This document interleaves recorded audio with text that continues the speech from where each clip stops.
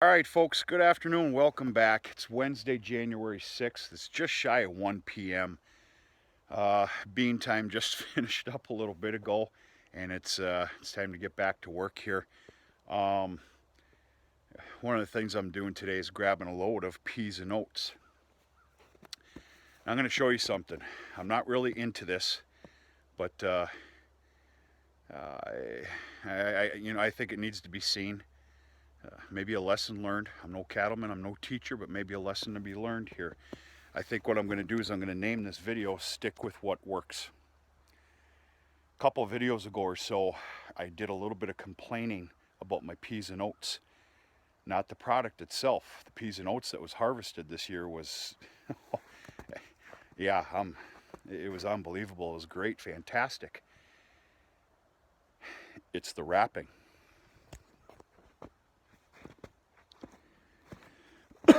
This is what I'm talking about. Now, let's make this perfectly clear. This is not going to kill, hurt, or make my animals sick. That is very light surface molding. You get a bale that's all full of mold inside and out, yeah, you're gonna have some sick cattle. That's not the case here. This is strictly surface molding. It only happens, well, in this case, on the edges of the bale. And yes, the wrapper is set almost redlined for tightness of the bales. That wrapper is dialed in 110%. We're going to blame this on the wrap, period. It only happens on the edges of the bale. Trust me, I've torn apart a lot of these, looked, inside and everything else, and everything's fine. It's just this surface molding. As I stated, this is not the end of the world, but there is also no need for this. I don't know about you, I don't like it. And I won't be dealing with it next year, period. So, yeah, this one's pretty bad here. The inside's perfectly fine. It's just surface mold.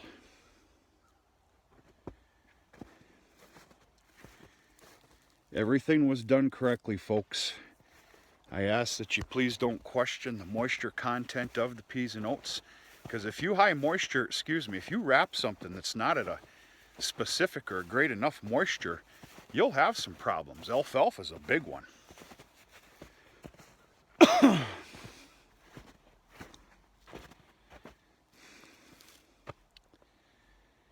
Sure made some bountiful feed though. These bales here are pushing 2,000 pounds.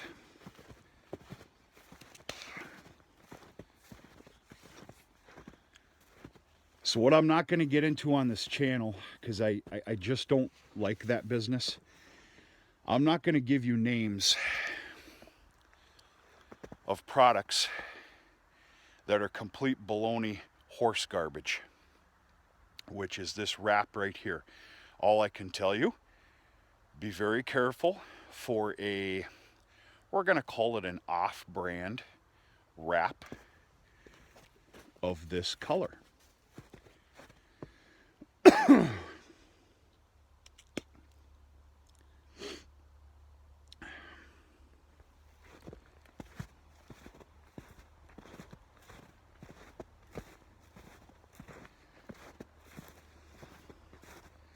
We'll talk some more about that here in just a second or two. This is all that's left of the peas and oats right here.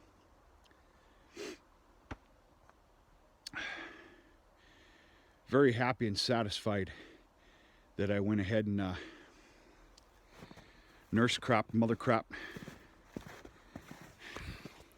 All right, let's get something straight here. Let's have a vote. Nurse crop or mother crop? I call it mother crop. I don't know why. I know that's a little off, but that's what I call it. I'm very tickled pink that I decided to mother crop this pure stands of alfalfa that I did this past year with the peas and oats. The feed source is just on damn believable. And the amount, the tonnage, unbelievable. I also think that we did everything just about as correct as you could as well. which proved to work. What I'm trying to tell you is I flirted with the possibility of, I guess we'll call it direct seeding, which has become extremely normal around here, whether you agree with it or not. Of course, around here, mostly what you're dealing with is the science behind farming.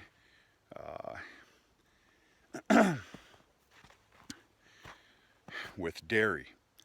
And, you know, don't get me wrong, peas and oats is a good crop for dairy. It's fair, but, you know, they're after that big, healthy, thick cutting of alfalfa.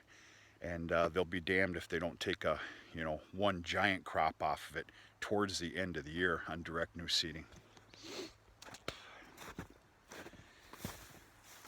You're staring at,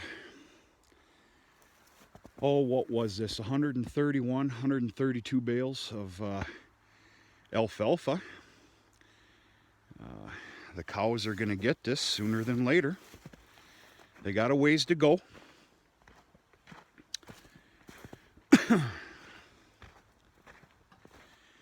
They very well might not see this alfalfa till about mid-February or so. We'll see.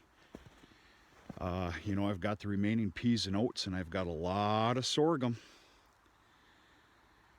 So I'll open this up when I have to.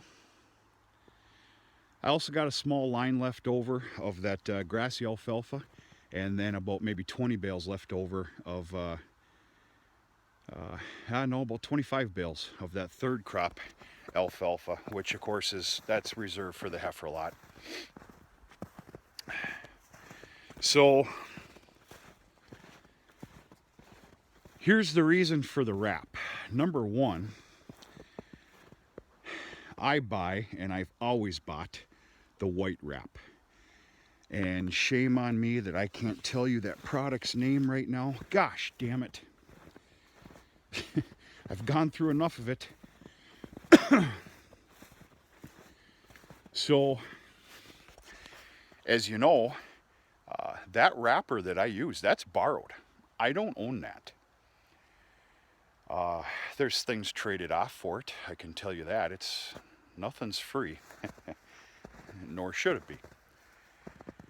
But where I get this wrapper, and you know, I don't blame them at all. My assumption is they found this stuff at a very heavy discount. You know, they're a very large purchaser. It's a big operation. They found this stuff at a discount. And every time, of course, I went to go get the wrapper for my own use, there's always a quarter, half, or maybe even almost a full roll left over. I mean, you don't take the rolls off, for God's sakes, on the wrapper. You don't take them off, you just replenish them. Well, and as this runs out, of course, you know, I'm loaded for bear. I've got my rolls of white wrap that's ready to go. And that's the reasoning for the wrap. I didn't buy any of this stuff. I used what was on there. I can tell you this much. If I don't end up with a wrapper myself this year, which I don't, I don't even think I can talk like that as far as being justifiable. When borrowing that wrapper, well, it's just some beautiful stuff. I will be taking off and replacing any rolls of wrap that are this stuff right here. Kind of a shame. It's garbage. It really is. I think it's extremely thin. I don't know the thicknesses. It's very thin. It does not adhere to itself very well. That white stuff is like thick saran wrap. You can't hardly tear that stuff apart. It doesn't adhere to itself, and I don't know. The obvious answer here, if a person, let's say a person was to run into 2 or 3 pallets of this stuff at a 50% reduced price. Well, hell yes. In fact, I would buy it. I'll just tell you right now. But I can tell you this much. The wrap process would be upped by easily 30, 35, 40%. Because this just, there's just no need for this. It won't be harmful. Everything's fine. I just don't like it. Nor should I. That's enough of that. Let's be on the lookout for this stuff. It's a little bit of a knockoff brand, which I don't discount those. I'm a knockoff brand kind of guy. But not when you're dealing with this. This is way too important. It is for me. Well, we're obviously out in one of the new seeding alfalfa fields that I put in this year. Obviously, the peas and oats that I loaded up is what nurse cropped this this field. I made what I'm going to believe was the very wise decision of not cutting an alfalfa crop off of here. Pretty big shame if you ask me. You're supposed to get one crop off of a newly seeded alfalfa field that of course was mother cropped by something.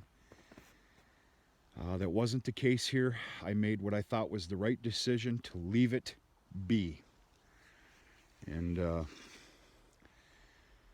yeah, fingers crossed, and let's be very hopeful for next year's harvest on this field. That'd be 3 cuttings sure would be nice.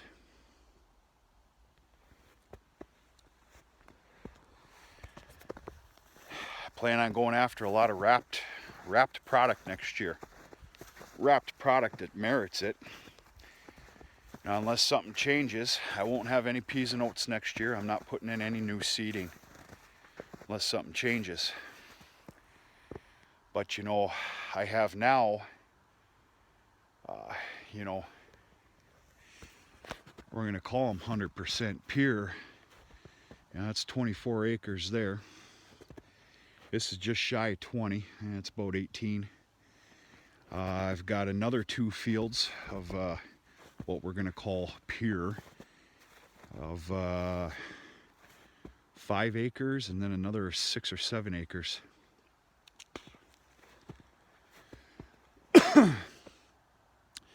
Perfect world is there's 3 alfalfa crops next year. 2 out of the 3 are all getting wrapped. As far as the rest, we'll go with the punches, see what happens here. You know, this is one of those fields that I opted to put down that potash in the fall. And actually just before winter set in. I'm going to have a keen eye looking out for that. It's a normal practice, just not normal for me. And we're going to see what we're ended up with here in the, you know, in the spring, early summer. Fingers crossed, should be all right.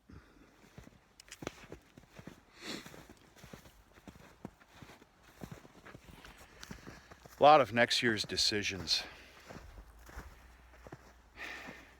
I got the brunt of what I'm doing next year. There's multiple decisions that have to wait pending more leased property, which is being worked on extensively. And we'll see what happens. We'll see. We will see what happens. Continues to be a beautiful winter here. It's only 30 degrees. Very minimal snow, as you can see, for God's sakes. One of the nice things is the deer.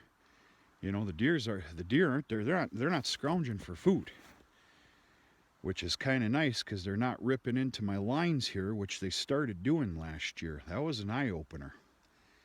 That can be a problem, but so far so good. It's not going to last. Let's just see how long it goes for. All right, folks, I got to get my butt in gear here. I got a meeting coming up in a little bit that I got to sit down for. And bunch of other odds and ends to take care of, and we'll go from there. We're going to talk to you sooner than later.